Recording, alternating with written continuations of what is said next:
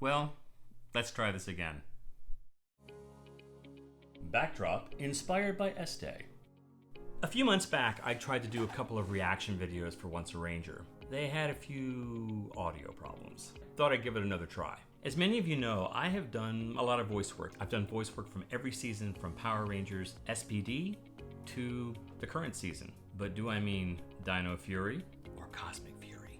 In either case, I have actually done more voice work for the Power Rangers franchise than anyone in history. There are one or two actors who come close in voicing a lot of guest monsters, but what a lot of people don't know about me is that from Mystic Force to Dino Fury, I've also done a majority of the looping, also called Walla. For those of you who don't know, looping is all the background sounds. Pedestrians, people screaming, running, minor monsters that aren't credited, etc. So there's an excellent chance you've heard my voice throughout the Disney, Neo Saban, and Hasbro era, even if I wasn't voicing a major villain or other character. In total, well over 350 episodes. And now, a little secret. I've never seen R.P.M. Even though I did the looping for every episode of that season, I know almost nothing about it. All I remember is the premise and the villain. So I thought perhaps I should try to do a live reaction to episode 1. And if I like it, I may do more. Okay, so I could spend the next 3 weeks trying to figure out this software, or I can just dive in and hope that I've figured out enough for it to work. So hopefully there won't be any issues.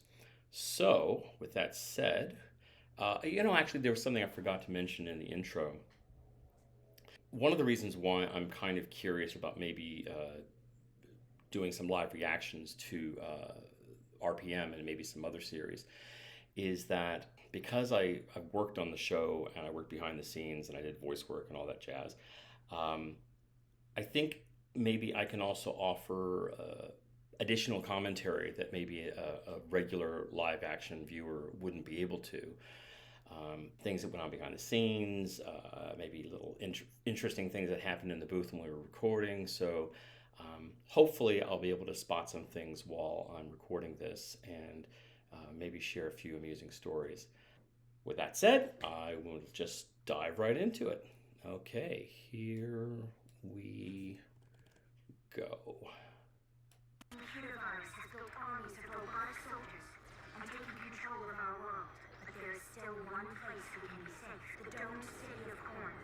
Oh, I thought she was going to say Auckland. Of course, for those of you who haven't watched, Auckland is where they film a lot of Power Rangers, or at least up until recently. A lot of technology theme this season. Lots of cars. Is that a shadow puppet he was doing? Looks like it's a season where they start off with only 3 Rangers. Okay, solid intro. Listen carefully, okay? We don't have a lot of time. It started 3 years ago. The World Internet Federation reported the appearance of an aggressive new computer worm. That's Paul Norell. A year later, the Vengeance had already infected 37%. Look at all those old computers. By then, Vengeance took control of the world's communication, power, and defense systems. So kind of a Skynet thing going there, like Terminator. Yeah. Those minion robots, very Terminator-like. Kind of like, I suppose, in HAL from 2001.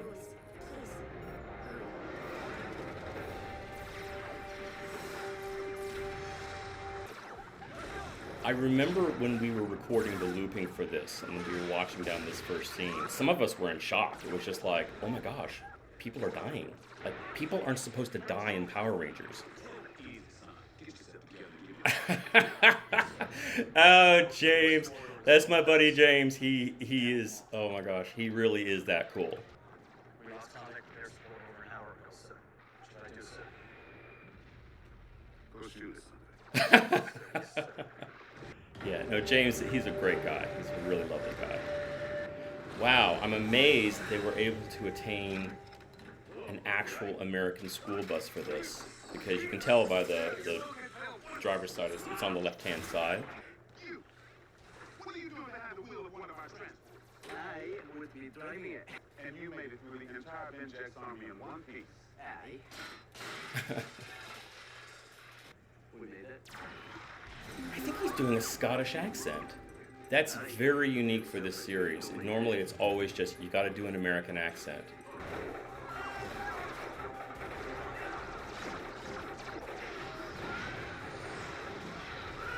Oh yeah, that was a moment where when we were recording, we were just like, people are dying? People are dying in a Power Rangers series? Step out of range, shit. But sir, your sons, they're still my thing. Your sons. So that was earlier when he was asking about that one troop that hadn't gotten back yet. His son is clearly part of it. Oh, that's a tough call.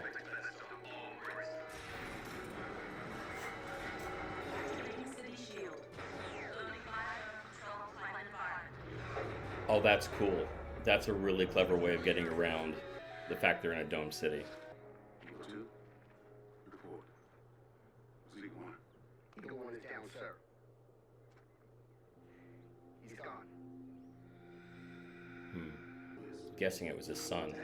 I said just Oh, he said dad, yeah. So this is... Here. Look at that art. I mean, what if there are people still out there, sir? and he'll help them. Because we can't. So it looks like they might be following a trope that they do sometimes with Power Rangers, and that's where the Red Ranger has issues with his father. And possibly based on this opening scene, maybe that's something this season. 1 year later.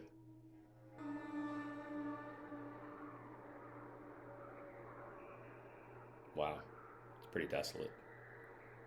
Visuals almost suggest it's super saturated, like they're trying to create a sense of heat. Wow, this is very different from the Power Rangers of the past, or at least the ones from before R.P.M. Maybe like a Mad Max quality to this.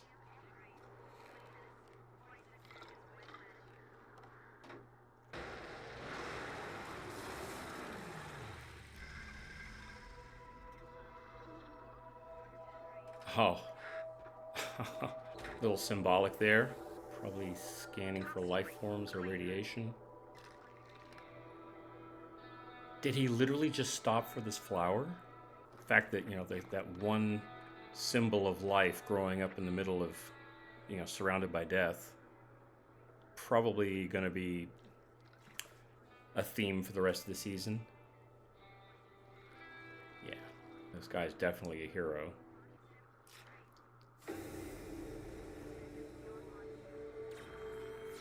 Oh. Okay. I'm trying to remember. I think the name of these minion robots are grinders.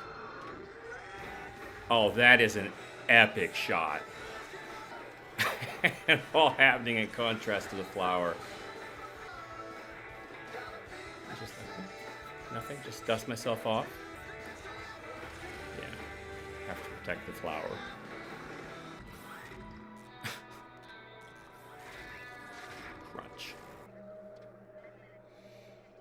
Yeah, this guy kind of has a Mad Max quality to him. Not sure where he got the lollipop. Old timepiece. So, I don't know if maybe there's a photo in it that means something to him. That old clock, it's a nice contrast, like the old technology versus clearly the new technology, which has destroyed the world.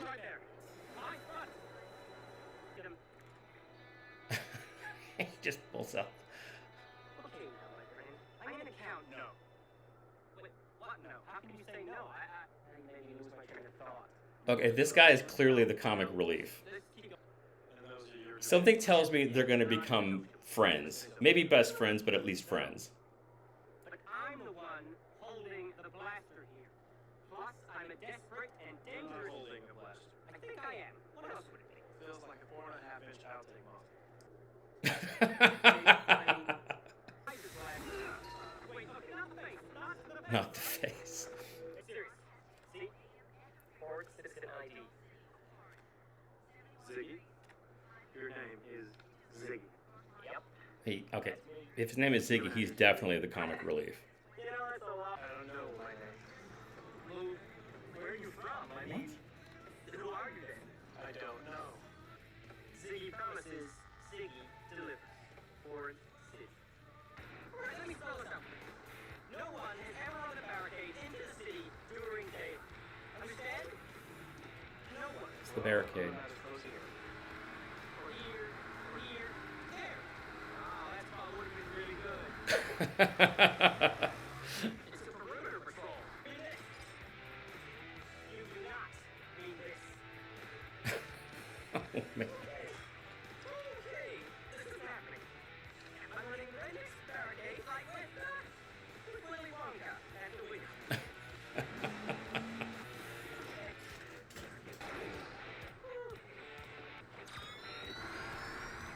Oh, the lollipop. Make it stick. Remind me never to get on your bad side. You're already there. The Renix barricade! Whoa. So Vengeance has set up some kind of perimeter outside of Corinth? Yeah, there's no doubt Ziggy is the comic relief. Picking up an incoming biosignal. Outside the dome, sir.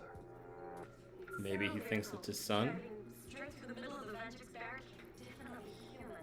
One or maybe two biofields. Which is it? What is it? It's reading 1.5. Good, Dr. K. Okay.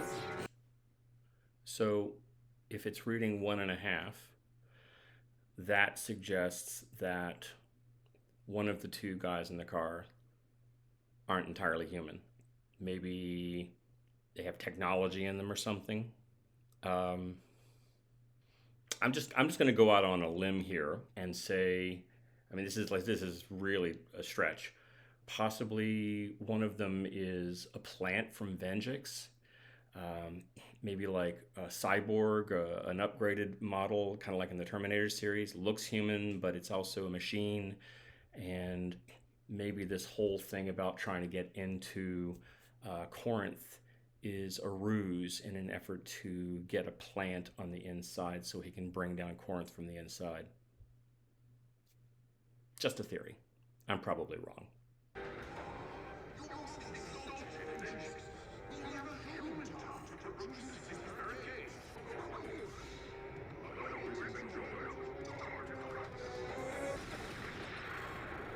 I could have been the greatest clarinet player in the world. Happy for perfect budget. It's not good, is it? Oh, gee.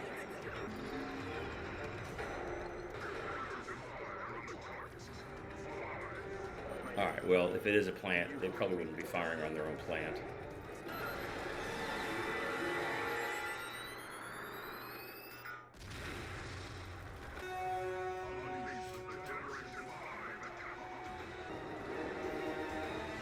Your monster of the week. In this case, your robot of the week. Dr. K. I'm not going to give any spoilers away, but given that I played Scrozzle in Beast Morphers, I know who Dr. K is, so yeah, this will be interesting to see how this plays out. We made it. Not yet. Okay, we now have them inside Corinth.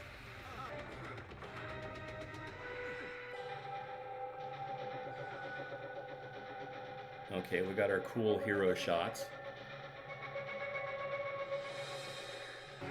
Oh, this is interesting. So they're just automatically morphing.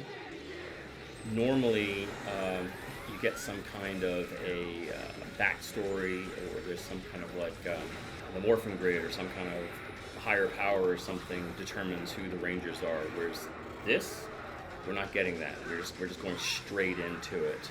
So it'd be interesting to see if they give us any kind of backstory on how they became the Rangers.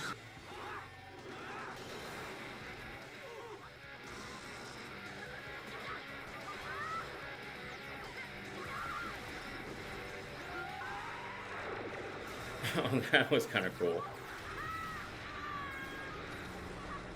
Oh yeah, I've seen this kind of fight before.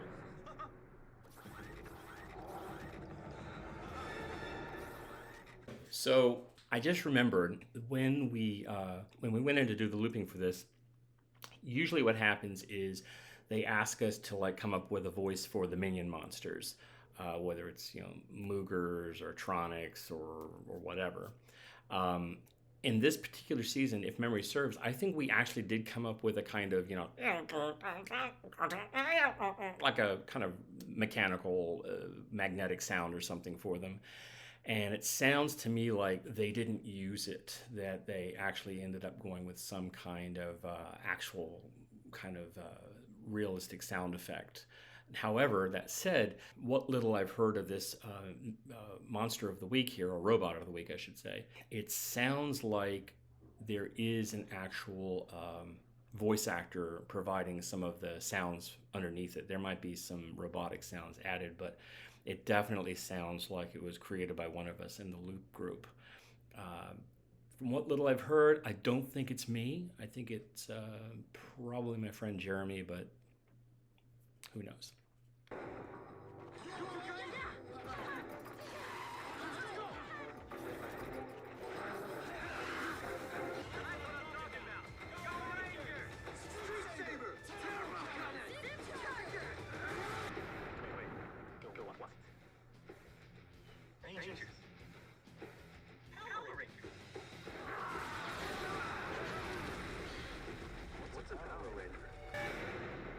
Oh, that is a crazy way to end that episode. Wow, so that was the first episode of R.P.M.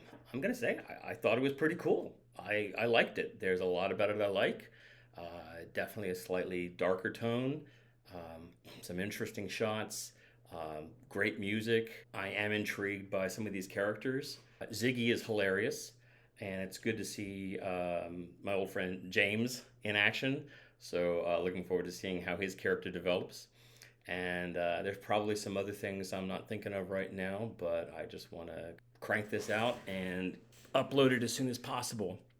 It will be interesting to see how this season unfolds, because from those of you who have watched Beast Morphers, more specifically the last few episodes of Beast Morphers, you already know, spoiler alert, there is a connection from the R.P.M. universe to the Beast Morphers universe. And character I played in Beast Morphers may have some kind of connection to the R.P.M. universe. It was never fully established. It was hinted at. So that might be something I'm looking out for this season, or maybe any clues that could reinforce that. In any case, so this is my first official R.P.M. live reaction video. I gotta say, I really enjoyed it, and assuming I don't have any hiccups uploading or anything else, I will probably do some more. So thanks for watching. I completely forgot. Please check me out on Twitter, and I've just joined CAMEO. Links are in the description box.